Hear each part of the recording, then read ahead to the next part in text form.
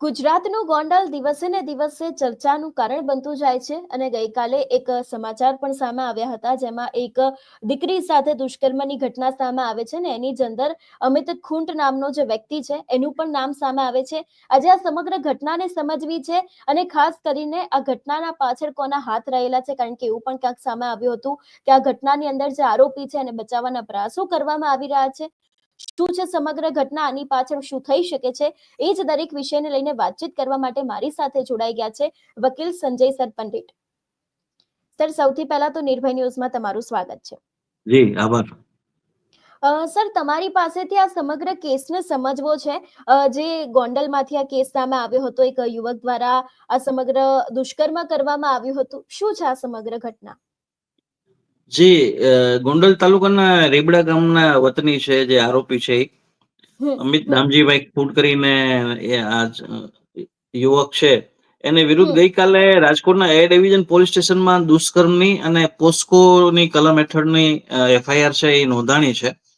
અને આ એફઆઈઆર માં જે પીડિતા દ્વારા જે આક્ષેપો કરવામાં આવ્યા છે કે જે હકીકતો જણાવવામાં આવી છે એ એવી છે કે પીડિતા છે એ મોડેલિંગનું કામકાજ કરતી હતી અને રાજકોટમાં છેલ્લા થોડાક સમયથી રહેતી હતી. અને 15-20 દિવસ પહેલા એને સોશિયલ મીડિયા ઇન્સ્ટાગ્રામ મારફત આ અમિત ખૂટ નામના યુવક સાથે પરિચય થયો. એની સામેથી એને ફ્રેન્ડ રિક્વેસ્ટ આવી હતી અને પછી એમની સાથે વાતચીત નો એને 1-2 વખત વાતચીત થઈ અને ત્યારબાદ આ અમિત ખૂટ છે એને તારીખ 2 ના રોજ એને બહાર લઈ જવા માટે થઈને એમ કે છે કે આપણે બારે ચક્કર મારીને આવી એમ કરીને એને બોલાવે છે. અને રાજકોટના યાજ્ઞિક રોડ ખાતે કોઈ એક દુકાનેથી એને જ્યુસ પીવડાવે છે અને ત્યારબાદ આ યુવતીને રાજકોટના અલગ અલગ શહેરના અલગ અલગ વિસ્તારમાં ફેરવે છે પોતાની બ્લેક કલરની હેરિયર કારમાં. અને ગોંડલ રોડ ઉપર કોઈ અવાવરું જગ્યાએ ગાડી પાર્ક કરી અને પાછળની બેક સીટ ઉપર એને યુવતીને સાથે અડપલા કરી અને યુવતીની મરજી વિરુદ્ધ એની સાથે શરીર સંબંધ બાંધે છે અને દુષ્કર્મ આચરે છે.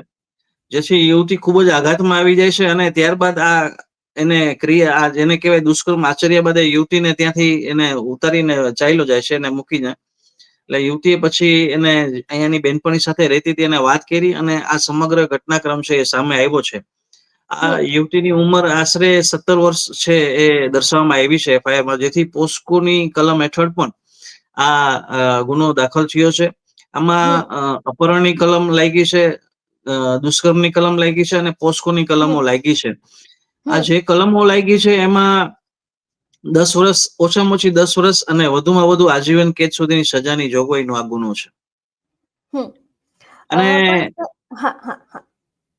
અને લોકમુખે એવી પણ ચર્ચા છે અને એવું પણ સંભળાય છે કે આ જે આરોપી છે એ ગોંડલના પૂર્વ ધારાસભ્ય જેને કહેવાય બાહુબલી ધારાસભ્ય તરીકેની જેની છાપ છે જયરાજસિંહ જાડેજા, એની નિકટવર્તી જેને કહેવાય કે એના નિકટના સંબંધો છે અને એની સાથે એને ગરોબો ધરાવે છે, આવું લોકમુખે ચર્ચા છે ને લોકો કહે છે. સોશિયલ મીડિયાના માધ્યમથી મને આ જાણવા મળ્યું છે. આ વાત સાચી કેટલા અંશે સાચી છે એ તો મને ખ્યાલ નથી, પણ હવે ક્યાંક ને ક્યાંક આમાં પોલીસ છે એ પોતાની કામગીરી કઈ રીતે કરે છે એ પણ પ્રજામાં છે આના સવાલો ઘણા બધા ઉભા થાય છે. કારણ કે જે આરોપી છે એ રાજકીય હોગ ધરાવે છે અને આવા બાહુબલી નેતાને જેને કહેવાય કે એને પીઠબળ હોઈ શકે એવી શક્યતા નકારી શકાય નહીં. સર, આની પહેલા પણ ક્યાંક રાજકોટમાંથી અનેક એવા દુષ્કર્મના કિસ્સા સામે આવેલા છે, પરંતુ ક્યાંક આજે કિસ્સો સામે આવ્યો છે અને એની પાછળ ક્યાંક રાજકીય કનેક્શન પણ સામે આવ્યું છે. તો હવે આ કેસમાં આગળ શું થઈ શકે છે? જી, હવે પોલીસ કઈ રીતે પોતાની ફરજ બજાવે છે એના ઉપર આખો નિરાધાર છે. એટલે અત્યારે યુવતીના એડવોકેટ તરીકે અમે એમાં અપિયર થયા છીએ, યુવતી અમને વકીલ તરીકે રોક્યા છે. એટલે હવે ભવિષ્યમાં પોલીસ છે એ પોતાની ફરજ છે કે આ તપાસની કાર્યવાહી છે કઈ રીતે કરે છે, આરોપીને કેટલા સમયમાં પકડી પાડે છે, એ બધી પોલીસની તપાસ ઉપર આધાર રાખે છે. અને જો ક્યાંય પોલીસ આમાં કચાશ રાખશે અથવા તો કોઈની શેષરમમાં આવશે તો એ માટે થઈને નામદાર કોર્ટના દ્વાર ખટખટાવવામાં આવશે.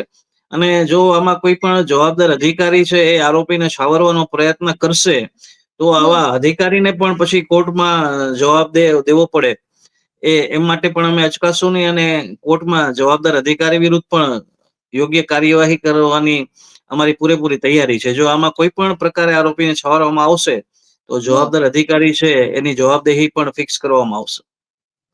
સર, તમે કહ્યું એ પ્રમાણે કે તમે આ દીકરીનો કેસ લડી રહ્યા છો અને ખાસ કરીને ગઈકાલે ફરિયાદ થઈ હતી. લગભગ 6-1 વાગ્યાની આસપાસ ફરિયાદ સામે આવી ગઈ હતી. તો હવે તમારા દ્વારા આગળ કયા વસ્તુ કરવામાં આવશે જેથી કરીને દીકરીને ન્યાય મળે?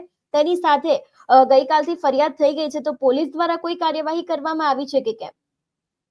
જી, એફઆઈઆર નોંધાયા બાદ પોલીસે જનરલી આજે આ પ્રકારના જે ગુનાઓ નોંધાતા હોય દુષ્કર્મમાં, એમાં એફઆઈઆર નોંધાયા બાદ છે એ જે પીડિતા હોય છે એનું મેડિકલ પરીક્ષણ કરવામાં આવે છે. જે જી. પોલીસે ગઈકાલે પૂર્ણ કર્યું છે, અને જે બનાવ વખતે જે કંઈ એને કપડાં કે કંઈ પહેર્યા હોય છે એ કબજે હમ. કરવાની કાર્યવાહી છે.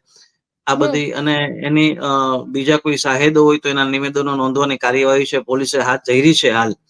અને પોલીસ છે હજી તો 24 કલાક નથી થયા ફરિયાદ નોંધાણી એને, અને હમ. આગળની તપાસની કાર્યવાહી છે. જો એમાં કોઈ ઢીલી નીતિ અપનાવવામાં આવશે તો આમાં કોઈ પણ જવાબદાર અધિકારી છે એને બક્ષવામાં આવશે નહીં, એવી અમારી તૈયારી છે. અને કાનૂની રાહે આમાં હમ. તમામ પ્રકારની સહાય છે અમે પીડિતાને પહોંચાડીશું. હું પોતે છે રાજકોટ લીગલ સપોર્ટ સર્વિસના નામથી એક સંસ્થા ચલાવું છું રાજકોટમાં, જી. જેમાં નબળા વર્ગના વ્યક્તિઓને કાનૂની મફત સહાય, આર્થિક રીતે નબળા વર્ગના લોકોને કાનૂની મફત સહાય આપવી, અને ભ્રષ્ટાચાર વિરુદ્ધ છે અવાજ હમ. ઉઠાવો, એ અમારી સંસ્થાનું અમે કામ કરીએ છીએ. આમાં પણ આ પીડિતા સાથે બનાવ બન્યો અને એફઆઈઆર નોંધાતી નહોતી, એટલે અમને એની જાણકારી મળી, એટલે અમે તાત્કાલિક એ બાબતે યોગ્ય કાર્યવાહી કરી અને એફઆઈઆર નોંધાય એના માટે થઈને જરૂરી પગલા લીધા અમારી ટીમે. હમ. જેમાં અમારી ટીમમાં એડવોકેટ દિનેશ પાત્ર છે, એને પણ આમાં સહયોગ ખૂબ જ સારો રહ્યો છે, એમનો કાનૂની માર્ગદર્શન પણ સારું રહ્યું છે. જી. સર, બીજો પણ એક સવાલ તમને ખાસ કરીને પૂછવો છે કે જે પ્રમાણે આની પાછળ રાજકીય હાથ સામે આવ્યા છે, તો ક્યાંક એવું પણ બની શકે કે કોઈક મોટા માથાનો સહારો હશે તો એના સામે ફરિયાદ નહીં કરવામાં આવે, અથવા તો ચલો ફરિયાદ થઈ ગઈ છે પરંતુ એના સામે કોઈ કાયદેસરની કાર્યવાહી નહીં કરવામાં આવે, તો પછી કદાચ આ કેસમાં આગળ શું થશે? કારણ કે ઘણી બધી વખત આપણે અનેક એવા કિસ્સાઓ જોયા જ છે કે જેમાં કોઈ રાજકીય વેગ મળતો હોય અથવા તો પછી રાજકીય લોકોનો ક્યાંક સપોર્ટ હોય એટલા માટે થઈને પછી ફરિયાદ કરવામાં આવતી નથી, અથવા તો પછી એના ઉપર કાયદેસરની કાર્યવાહી થતી નથી. તમે જે સવાલ કર્યો, ખૂબ સારો સવાલ કર્યો. હવે કાલની જ તમને ઘટના કહું કે આ જે એફઆઈઆર જી. નોંધવાની કામગીરી છે એ સવારથી એ બાબતે પોલીસ સ્ટેશન છે, યુવતી છે એ આવી ગઈ હતી, હમ. અને હમ. સાંજે એની ફરિયાદ નોંધાણી છે. હવે હમ. સવારે ત્યાં એક જેને કહેવાય કે એક પોલીસ કર્મી ત્યાં આવી ગયા હતા, હમ. અને એનું નામ તો મને ખ્યાલ નથી, પણ પોતે પોતાની ઓળખ એવી આપતા હતા કે પોતે એ યુવતી છે જે પીડિતા છે એના પિતાના મિત્ર છે.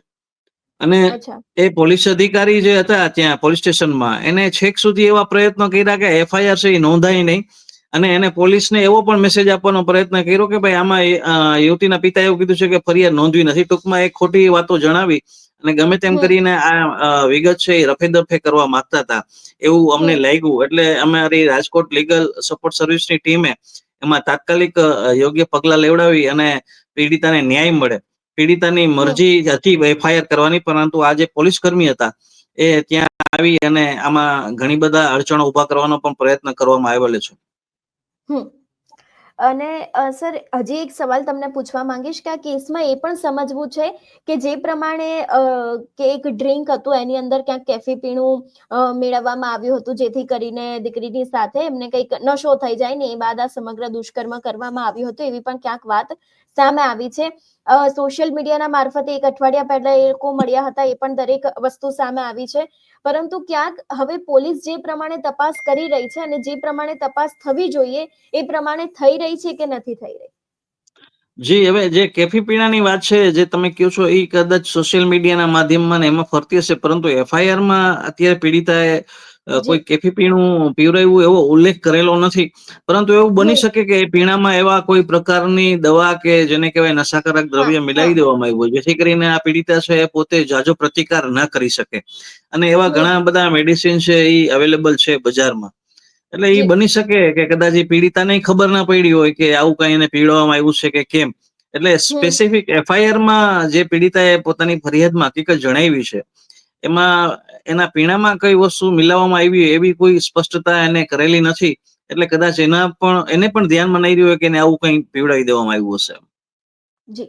ઓકે. એટલે આ સમગ્ર કેસ જે પ્રમાણે અત્યારે હાલ સામે આવી રહ્યો છે અને તમારા લોકોની તૈયારી છે કે જો જરૂર પડશે તો આગળ અધિકારીઓ સામે પણ ક્યાંક અથવા તો જો જે લોકો યોગ્ય જવાબ એમાં નહીં તપાસ આપે. કરવામાં નહીં આવે અને આરોપીને જેને કહેવાય કે સમયસર અટક કરવામાં નહીં આવે અથવા તો બીજી ત્રીજી કોઈ પણ જેને કહેવાય કે આરોપીને છાવરવાનો પ્રત્યક્ષ કે પરોક્ષ રીતે જો તપાસ કરનાર એજન્સી દ્વારા પ્રયત્ન કરવામાં આવશે તો એમાં જરૂરથી અમે જવાબદાર પોલીસ અધિકારીઓની જવાબદેહી નક્કી થાય અને કાનૂની રાહે એના વિરુદ્ધ પણ પગલાં લેવાય એવી અમારી પૂરેપૂરી તૈયારી છે. સર, તો અત્યારે આ આરોપી ભાગી ગયા છે કે એવું કંઈ છે કે અત્યારે એમની તપાસ ચાલી રહી છે એમને જે આરોપી છે એ પકડવામાં? અત્યારે અંડરગ્રાઉન્ડ થઈ ગયા છે એવા સમાચાર છે. અચ્છા, ઓકે, ઓકે. જી. એટલે જે પ્રમાણે આ સમગ્ર ઘટના સામે આવી છે એટલે હવે આ કેસમાં આગળ શું થશે એ પણ જોવાનું રહેશે. સર, સમગ્ર કેસ વિશે માહિતી આપવા બદલ આપનો ખૂબ ખૂબ આભાર. Thank you. એટલે જે પ્રમાણે અત્યારે હાલ રાજકોટના ગોંડલમાંથી આ કેસ સામે આવ્યો હતો કે દીકરી સાથે દુષ્કર્મની ઘટના બની હતી અને અત્યારે હાલ આરોપી પણ અંડરગ્રાઉન્ડ થઈ ગયા છે. જે પ્રમાણે વકીલ દ્વારા ખુલાસો કરવામાં આવ્યો એ પ્રમાણે કે 10 વર્ષથી લઈને આજીવન કેદ સુધીની પણ સજા થઈ શકે છે, પરંતુ ક્યાંક પાછળ એક રાજકીય હોદ્દો ધરાવે છે. એટલે હવે આ વાતને લઈને ખરેખર કાયદેસરની કાર્યવાહી કરવામાં આવશે કે કેમ તે પણ હવે આગામી સમયમાં જોવાનું રહેશે. તમારું શું માનવું છે આ વિષયને લઈને અમને કમેન્ટ કરીને ચોક્કસથી જણાવજો. તેની સાથે જ અમારી ચેનલ નિર્ભય ન્યૂઝને લાઇક, શેર અને સબસ્ક્રાઇબ કરવાનું ભૂલશો નહીં. નમસ્કાર.